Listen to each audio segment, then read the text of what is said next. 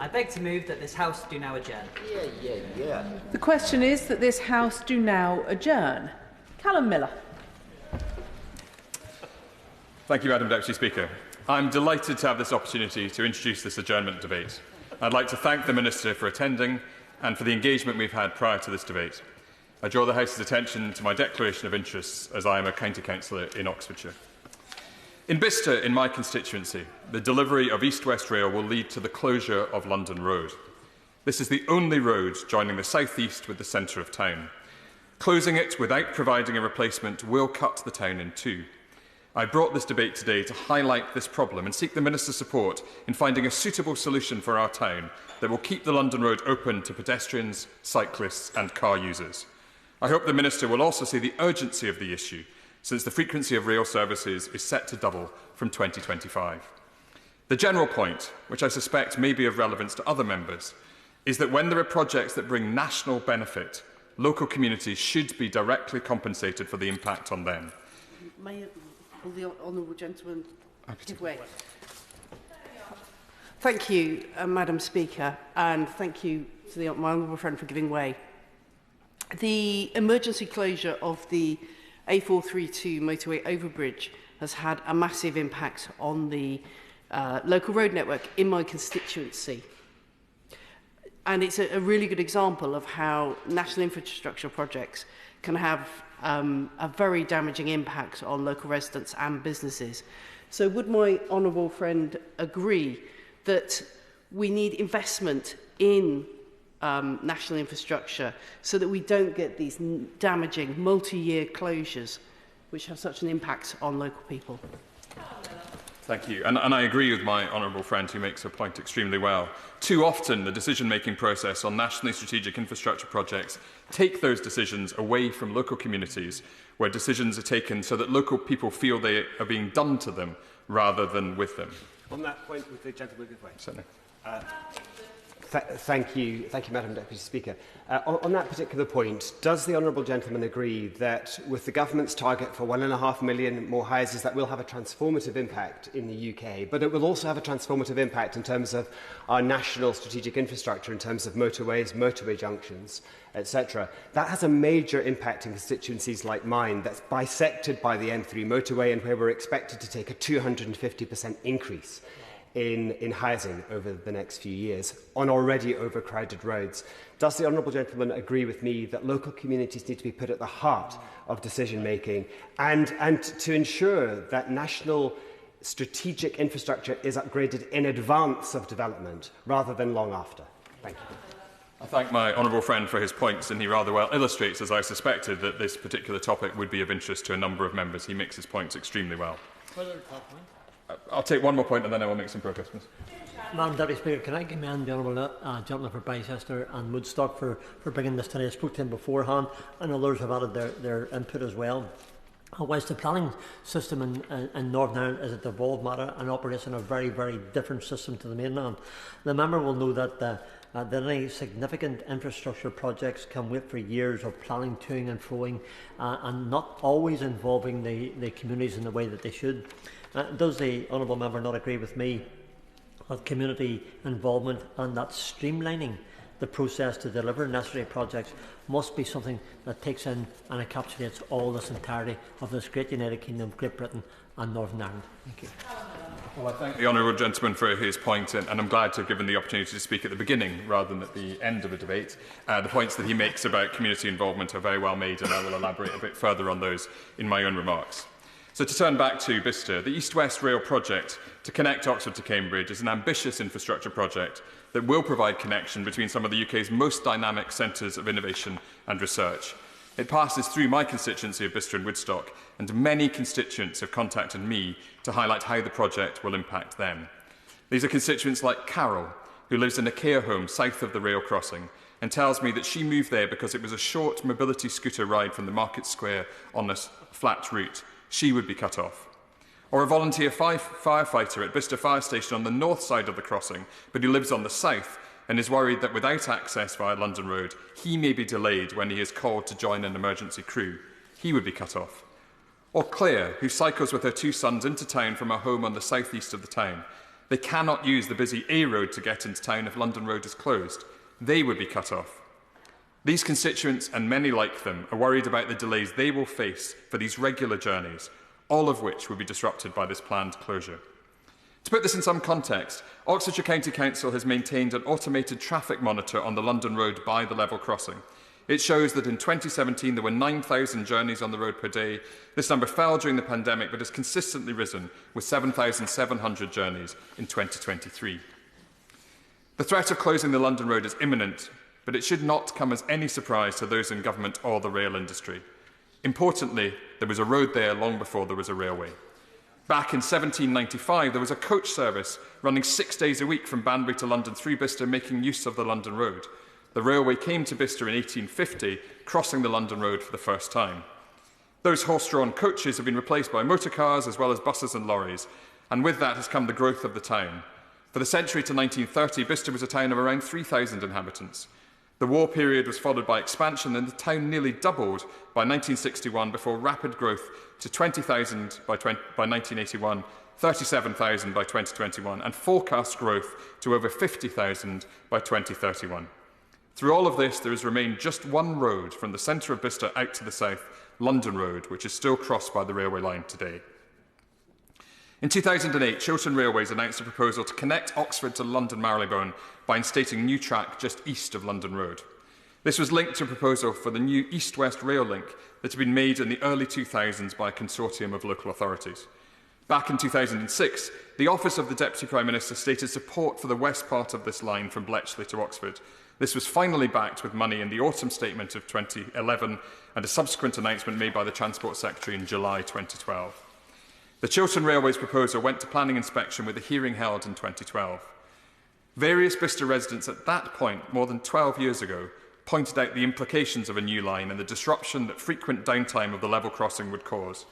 Chiltern Railways argued, however, there was uncertainty about East-West Rail going ahead and it would therefore be premature to act on this.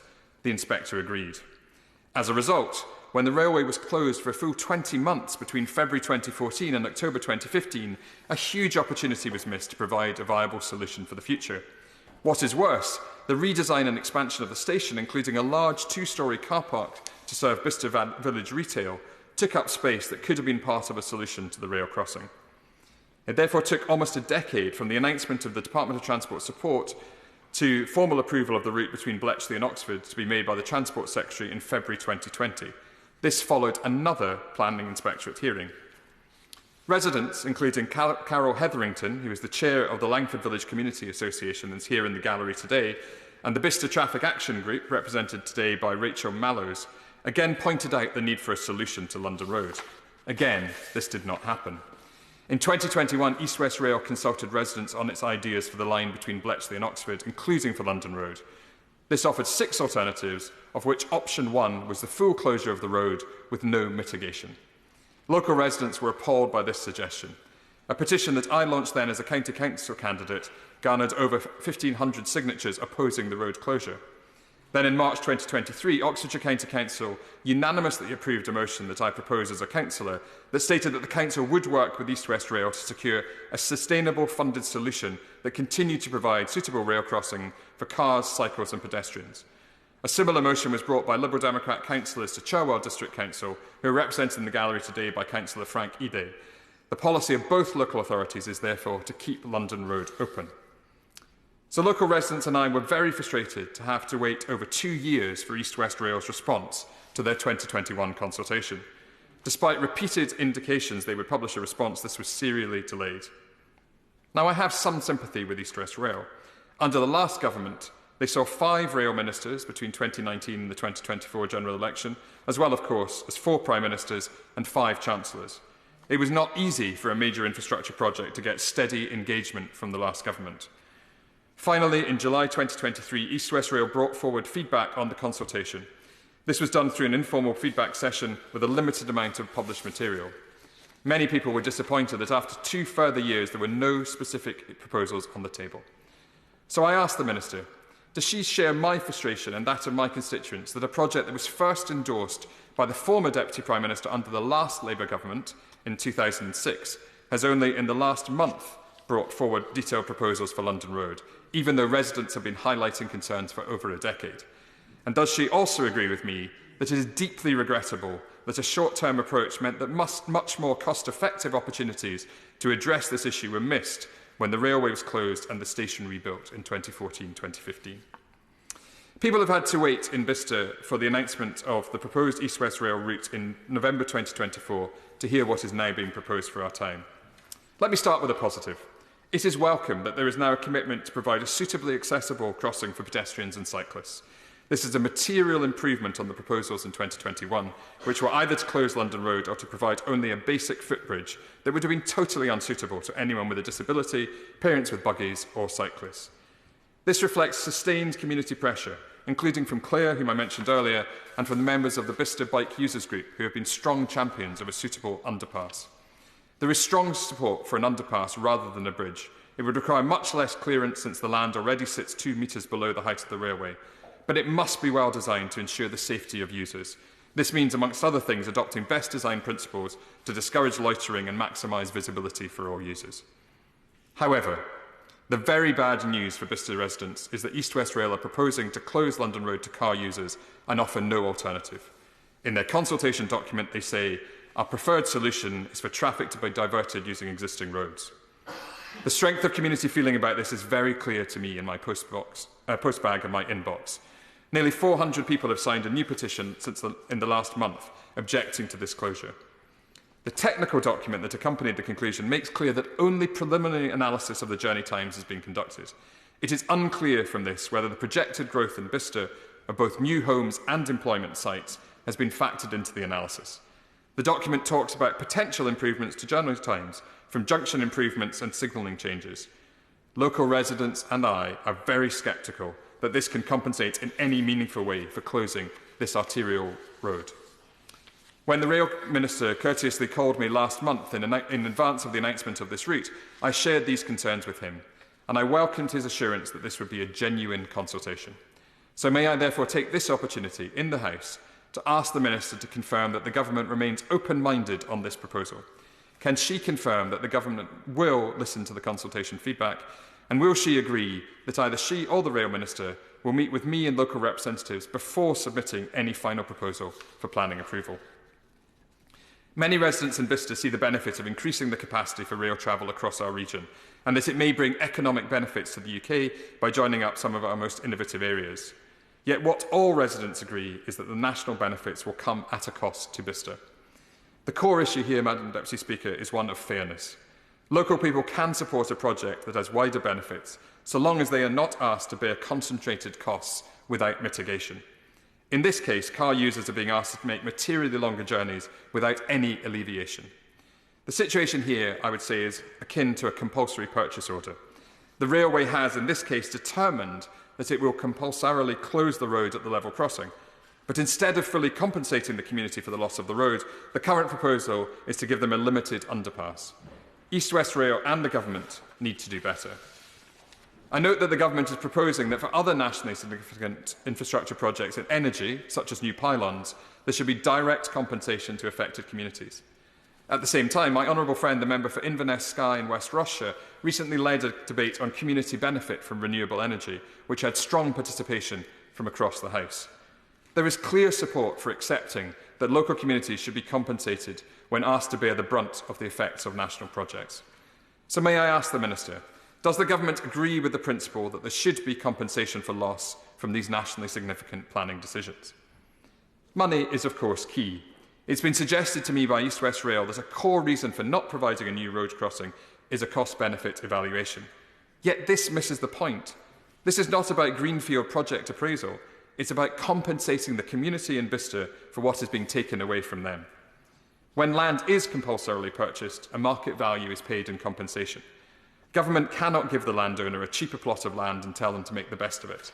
Since the railway is, in effect, compulsorily seizing the road, it should provide direct compensation to the community. Does the Minister agree with me that residents in Bicester deserve direct compensation for the closure of London Road in the form of a new road crossing? Many residents have, over the last decade, provided potential options for a crossing. One of their deep frustrations has been that so little detailed work has been done on these. Residents are sharing ideas with me now. These include crossing for light vehicles only, or a single controlled crossing that would be cheaper, as it would only require one lane across the railway. They have asked whether the proposed underpass could be repurposed for light vehicles at limited additional cost.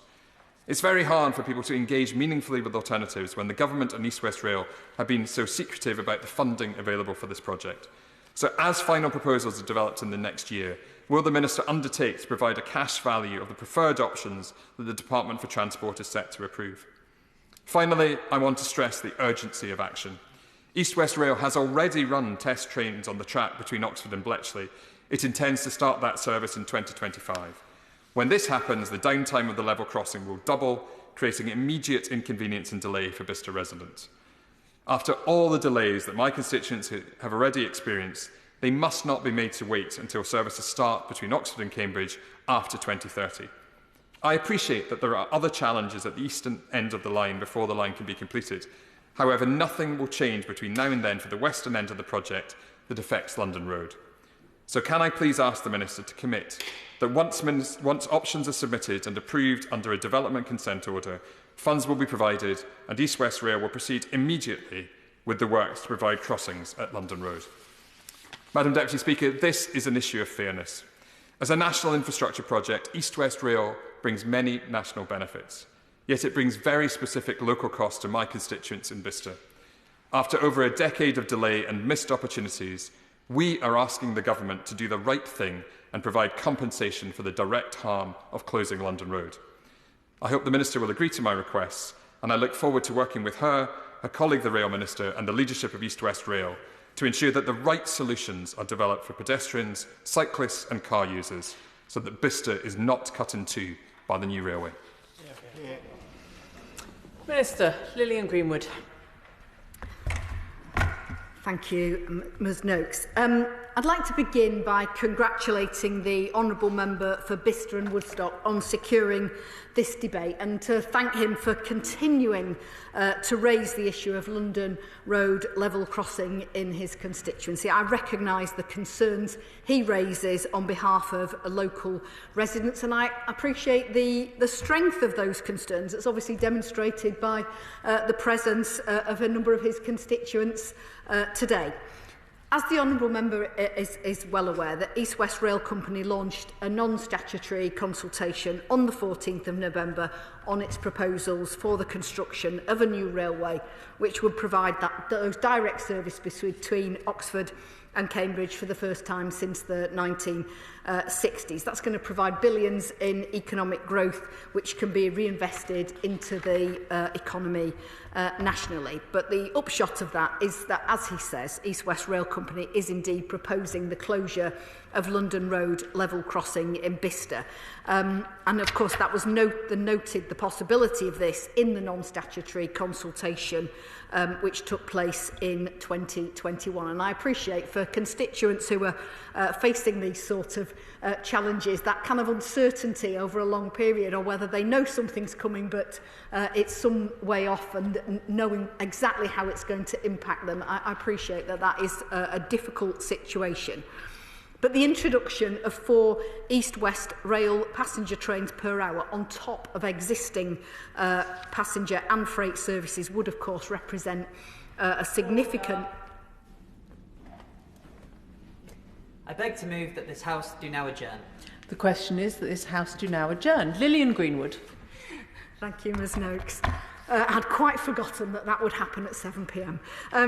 So as I was saying, the introduction of 4 east-west rail passenger trains per hour on top of existing passenger and freight services would represent a significant uplift in the rail traffic passing over the level crossing. Now, of course, on one level, that's a benefit, including to his constituents, who, of course, will have those new options for connectivity and, you know, the choices that brings in terms of jobs or education or just getting about. And, of course, that's a huge advantage to not just his area, but indeed the country. But I do understand that it has also less welcome impacts, and as he's described, that sort of severance issue within his constituency and in Bicester.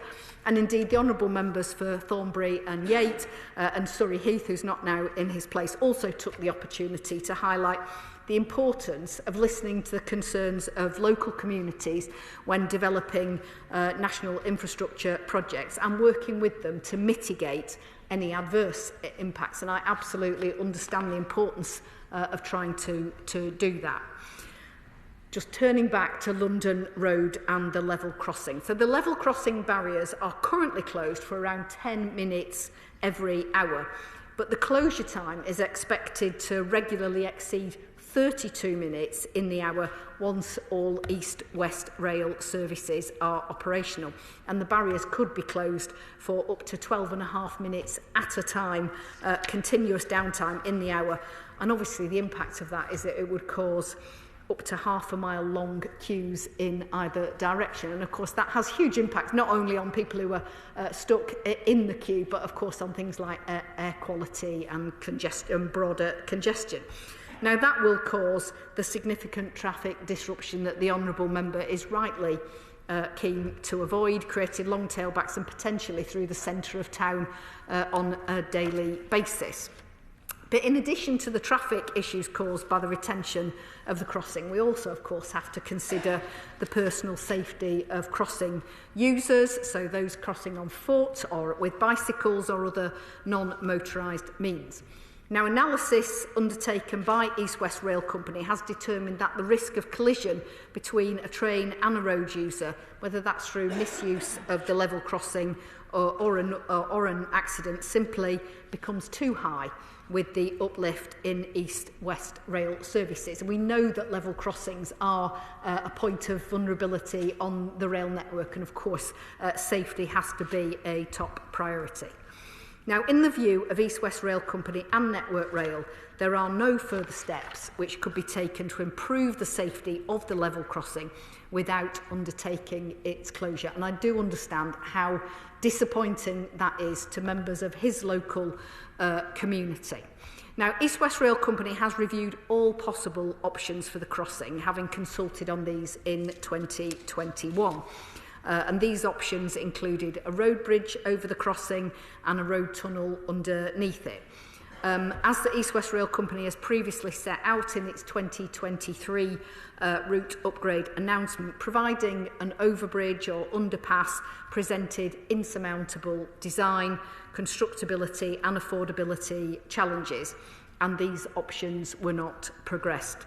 Now, I do recognise, as he said, that when the area around the station was redeveloped, I think it was back in 2014, there might have been an opportunity to look at different ways in which that could have been done. But of course, at the time, there was no East West Rail Company, and so perhaps that opportunity for joined up, perhaps that was a lack of join up that could have been provided at that time. However, we are, I'm afraid, 10 years on.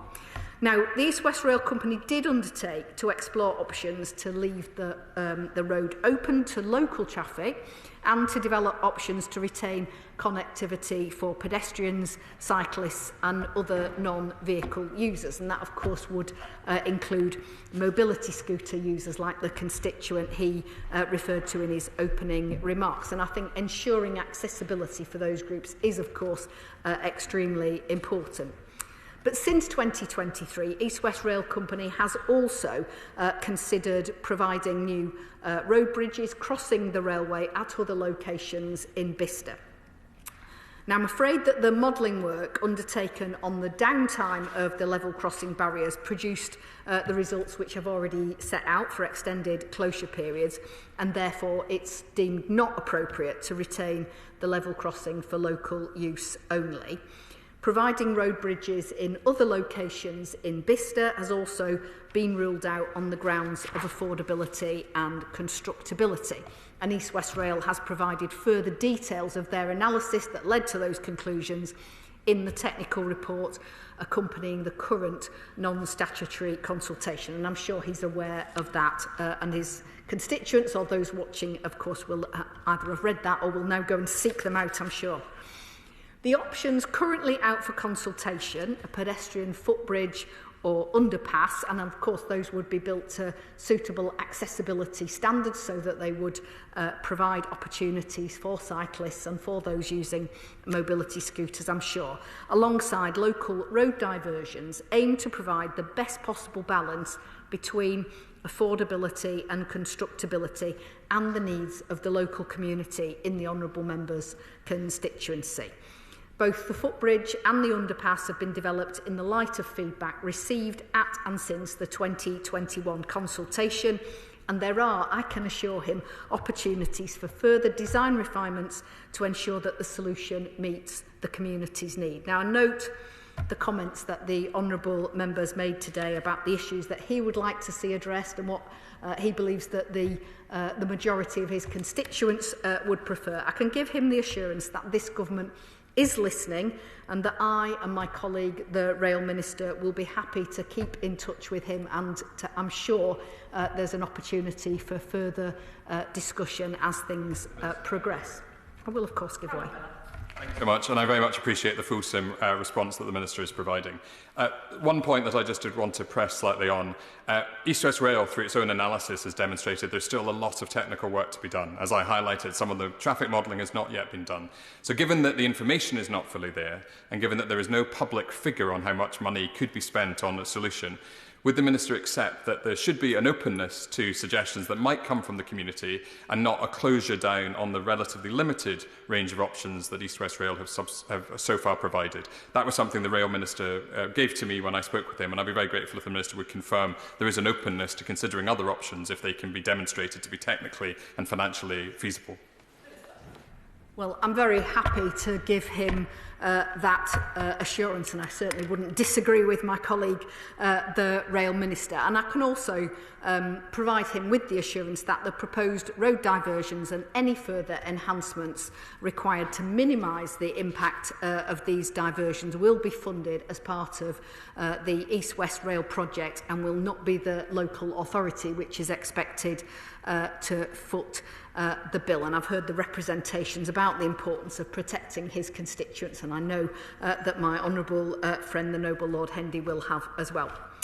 Initial traffic modelling has demonstrated that any journey lengthening caused by vehicle traffic taking the alternative route proposed in the consultation document, and I understand that it's unwelcome if people were going to have to travel into the centre of Bicester by an alternative route, but it will still be considerably shorter than the journey time extension caused by sitting in a traffic jam at the crossing for 10 and upwards minutes. In closing, I'd like to signpost the ongoing consultation itself, and of course I do invite all those with views, including the honourable member's constituents, to contact East West Rail Company through the published channels before the closing date of the 24th of January 2025. It is so important that we listen to local people's views and that we try to take those into account as we develop further mitigation. As I said already, no final decision has been taken on which option to take forward for the level crossing and future access for the local community. And feedback from the public will, of course, play a part in influencing the outcome. I would be very pleased to keep in touch with the honourable member as the position on the level crossing develops, and I once again congratulate him on securing this important debate and ensuring that his constituents' concerns are heard in this place. Thank you. Yeah. The question is that this House do now adjourn. As many as are of that opinion say aye. Aye. The ayes have it. Order, order.